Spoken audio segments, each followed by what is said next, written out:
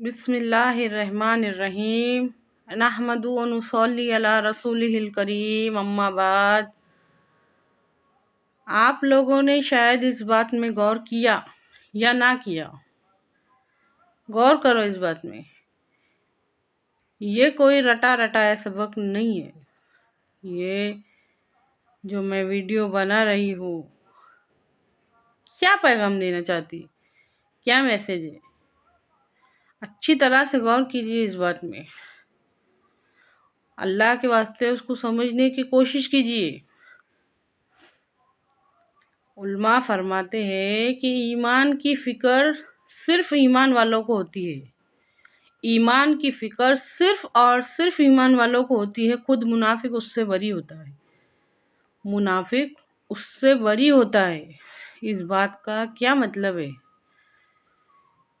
جس کے دل میں ایمان رہے گا اس کو فکر رہیں گی کہ میرا ایمان درست ہے یا نہیں، میرے ایمان درست ہے یا نہیں، اس کی فکر صرف ایمان والا کرے گا۔ جس کے دل میں کچھ اور ہوگا اور زبان پہ کچھ اور ہوگا، اس کو ایمان کی فکر کرنا نصیب نہیں ہوگا۔ اللہ کے واسطے بات کو سمجھو۔ جیسے کہ ہم نے کل دیکھے تھے کہ حضرت عمر رضی اللہ عنہ بار بار حضرت حذیفہ رضی اللہ تعالیٰ سے پوچھتے، تجھ کو اللہ کی قسم ہے حذیفہ، بتا ان 14 میں کہیں میرا نام تو نہیں تھا، بتا ان 14 منافقوں میں کہیں میرا نام تو نہیں تھا۔ غور کر کے دیکھو، سوچ کے دیکھو، وہ عظیم ہستی حضرت عمر رضی اللہ عنہ، جس کے بارے میں نبی صلی اللہ علیہ وسلم فرماتے ہیں کہ اللہ اگر میرے بعد کسی کو نبی بناتا تو عمر وہ تجھ کو بنا دیتا۔ وہ ہستی، وہ فرماتے ہیں کہ کہیں 14 منافقوں میں میرا نام تو نہیں تھا۔ یہ فکر تھی ان کو ایمان کو۔ آج ہم کو ہمارے ایمان کی فکر کیوں نہیں ہے؟ آج ہم اتنے آرام سے، اتنے چین سے ہمارے ایمان کے بارے میں کیسے بیٹھ گئے؟ سوچو، بات کو سمجھو۔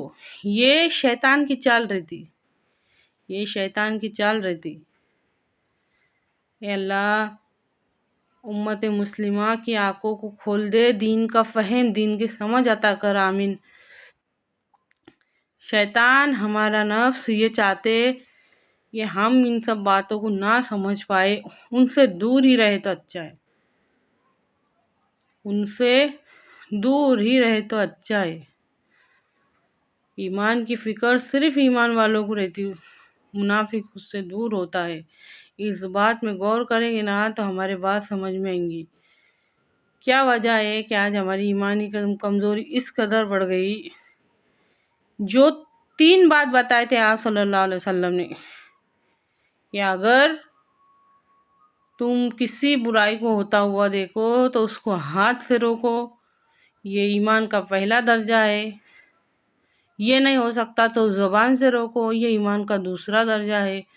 یہ نہیں ہو سکتا تو کم سے کم دل میں برا محسوس کرو، تو دل میں برا محسوس کرنے کا بھی اثر یہ رہے گا کہ جو دل میں برا محسوس کرے گا اس کو کبھی نہ کبھی ہاتھ سے روکنے کی کوئی توفیق ہوگی، جو دل میں برا محسوس کرے گا اس کو کبھی نہ کبھی زبان سے روکنے کی توفیق ہوگی۔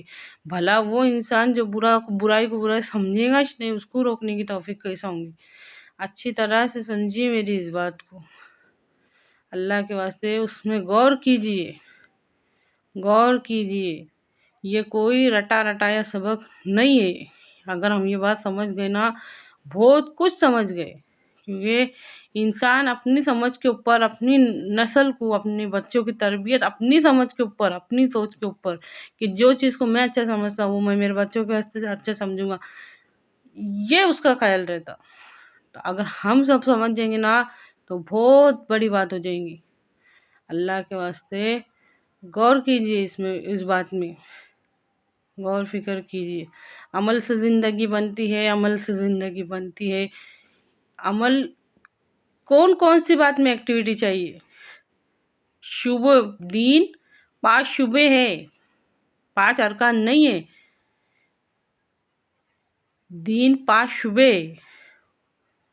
معاملات میں عمل چاہیے، معاشرات میں عمل چاہیے، اخلاق میں عمل چاہیے،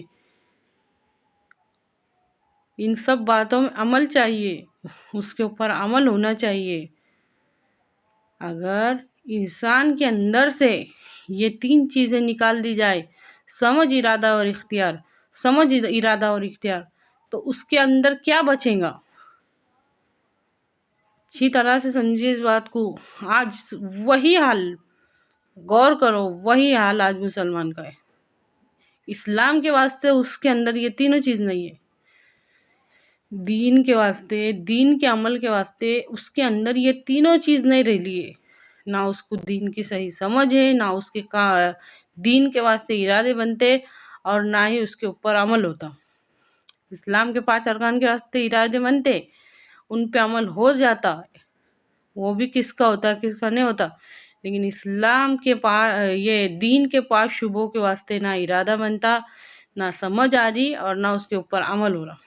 اچھی طرح سے سمجھیے، کسی لنگڑے لولے کو، کسی اپاہج کو اللہ تعالیٰ نے مجبور نہیں کرے لائے کہ تم یہ کام کیسے کرو، لیکن جو صحیح سلامت رہیں گا، جس کے پاس ہر چیز رہیں گی، پھر اس سے حساب کتاب نہیں ہوگا۔ سوچ کے دیکھو، سوچ کے دیکھو، اس بات میں غور کر کے دیکھو اچھی طرح سے۔ جس کے اندر عمل کرنے کی طاقت ہے، جو ارادہ بنا سکتا، جس کے اندر سمجھ رہتی، ان کو یہ شعبوں کو دنیا میں لانے کے واسطے کوشش کرنا پڑیں گی۔ امت مسلمہ کو ایک ہونا پڑے گا۔ اللہ کہنے سننے سے زیادہ عمل کی توفیق دے، آمین۔